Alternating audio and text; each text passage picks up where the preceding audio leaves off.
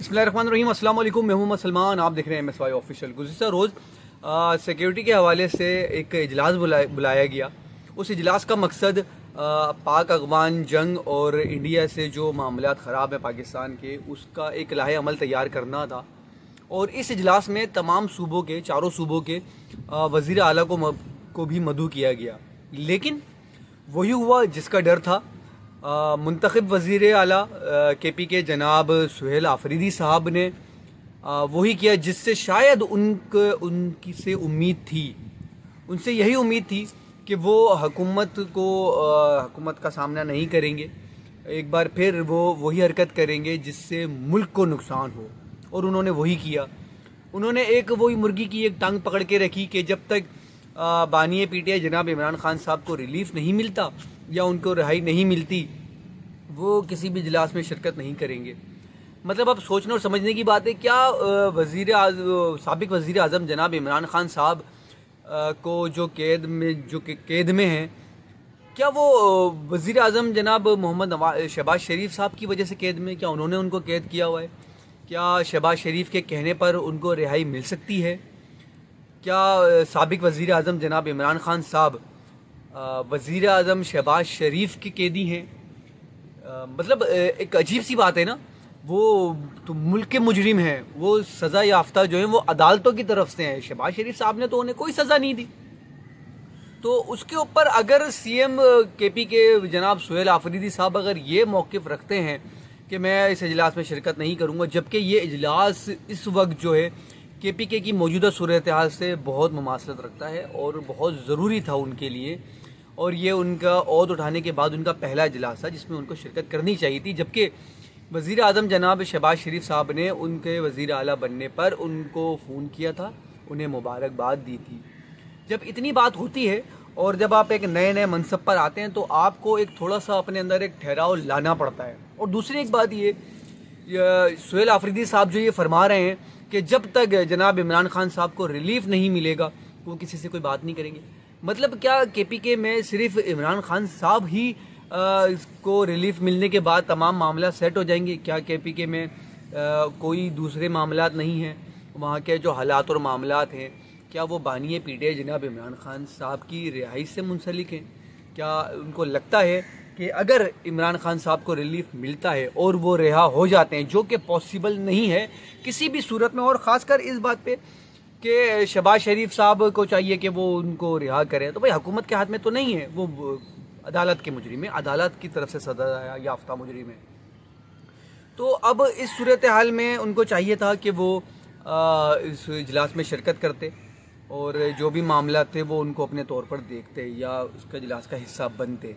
दूसरी जानिब हुकूमत को एक और टफ़ टाइम देने के लिए जनाब मौलाना फजलुर रहमान साहब ने एक बार फिर मैदान में उतरने का अंदिया दे दिया है। वो एक बार फिर इस्लामाबाद पर चढ़ाई करने का ऐलान कर दिया है और वो कह रहे हैं कि ये जो हुकूमत है ये जाली है, ये फॉर्म 47-45 की हुकूमत है जो कि किसी तरह भी काबिल कबूल नहीं है। लेकिन इसमें एक बड़े मज़े की बात ये है, इसी हुकूमत से जनाब मौलाना फजलुर रहमान साहब ने अपनी ही सिक्योरिटी के हवाले से मतलब काफ़ी एक प्रोटोकॉल लिया हुआ है। अब सवाल ये पैदा होता है, जब ये हुकूमत जाली है, ये हुकूमत इस काबिल नहीं है कि इसके साथ बैठा जाए, तो आप इनसे मराद किस खुशी में ले रहे हैं? और फिर दूसरी बात ये, इससे पहले भी आप एक बार इस्लामाबाद पे चढ़ाई कर चुके हैं, 14-15 दिन का आपने धरना दिया था, एहतजाज किया था, क्या उसका कोई नतीजा मिला था? फिर उसके बाद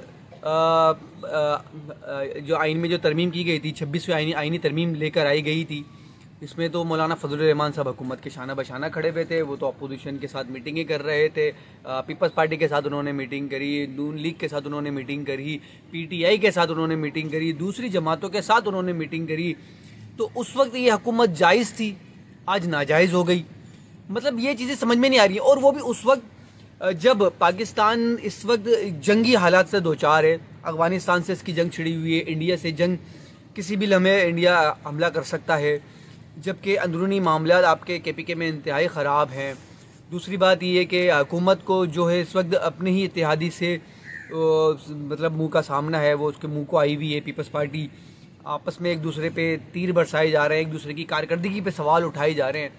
مطلب اس وقت حکومت چاروں طرف سے گھری ہوئی ہے اور حکومت کو ہی حکومت کی طرف سے نشانہ بنایا جا رہا ہے. حکومت کے نمائندے حکومت کے اتحادی حکومت پر تنقید کر رہے ہیں, حکومت کے ساتھ رہتے ہوئے حکومت کو نشانہ بنا رہے ہیں. اور جبکہ یہ جو حکومت ہے اس کو شاید اللہ پاک کی طرف سے انعام ہے, اللہ پاک اس کو بڑی عزت نواز رہے ہیں جناب شہباز شریف صاحب کو. دیکھیں نا اللہ پاک نے ان کی کیسی عزت کی کہ ایک اتنا بڑا جو سعودی عرب کے ساتھ معاہدہ ہوا, چھوٹا تو نہیں ہے. ٹھیک ہے, اب کسی بھی ملک کو 10 دفعہ سوچنا پڑے گا پاکستان پر یا سعودی عرب پر حملہ کرنے سے پہلے. اب یہ جو معاملات ہیں, اب اس پہ ٹرمپ جو اتنا دوستی یاری نبھا رہا ہے, دوستی یاری دکھا رہا ہے, اور اس کے بعد پاکستان پہ اپنے حالات اور معاملات ایسے ہیں, تو ایسے میں پتہ نہیں اس وقت سیاستدانوں کو کیا کرنا چاہیے کیا نہیں کرنا چاہیے. لیکن جو بھی ہے اس وقت یہ حالات نہیں ہیں کہ ایک دوسرے کے دست و گریباں ہوں یا ایک دوسرے پر تیر برسائے جائیں یا ایک دوسرے پر دست و گریباں کیا جائے. ساتھ مل کر بیٹھیں. ملکی حالات اس وقت بڑے سنگین ہیں, جنگ کا سماں ہے, کچھ بھی ہو سکتا ہے کبھی بھی. افغانستان جو اتنا خطرناک پڑوسی ہے وہ حملے پہ حملے کر رہا ہے, پاکستان جبکہ اس کو منہ توڑ جواب دے رہا ہے, اس میں کوئی شک نہیں. لیکن جنگ تو کبھی بھی کسی بھی وقت کسی بھی موڑ پہ لے کے آ سکتی ہے. تو یہ حالات اور معاملات نہیں ہے. اس وقت چاہیے مولانا فضل الرحمان کو کہ وہ یہ ڈرنے کی سیاست کو ختم کریں, اور پی ٹی آئی کے جو سہیل آفریدی صاحب ہیں ان کو چاہیے وہ حکمت عملی سے کام لیں, مفاہمت سے کام لیں, مل بیٹھ کر اس معاملے کو حل کریں. کیونکہ بانی پی ٹی آئی جناب عمران خان صاحب کو حکومت تو ریلیف نہیں دے سکتی. حکومت کی طرف سے اور اسٹیبلشمنٹ کی طرف سے کلیئر ریسٹرکشن ہے کہ آپ نے جو بھی معاملات بنانے, جو بھی ڈیل کرنی ہے وہ ہم سے کرنی ہے. جب تک آپ کے اسٹیبلشمنٹ سے معاملات صحیح نہیں ہوں گے, بانی پی ٹی آئی جناب عمران خان صاحب کو کسی صورت ریلیف نہیں ملے گا.